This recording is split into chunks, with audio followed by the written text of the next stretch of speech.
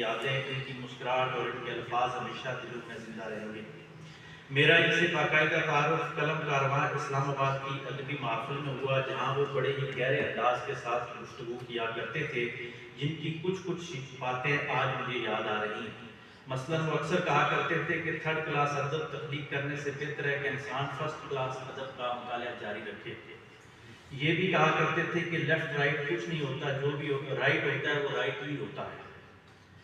फिर जब हम दोनों इकट्ठे बैठे होते तो स्टेज पर कोई लफ्ज़ गलत अदा कर रहा होता तो मुझे कहते कि देखें अहले इल्म जब गलत लफ्ज़ बोलते हैं तो बड़ी तकलीफ होती है, और अक्सर वो इस्लाह किया करते थे।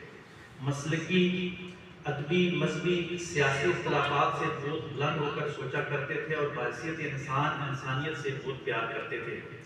मुझे खुद हल्का अरबाब ज़ौक़ रावलपिंडी और हल्का अरबाब ज़ौक़ इस्लामाबाद में बाकायदा लेकर गए और कहा, आपके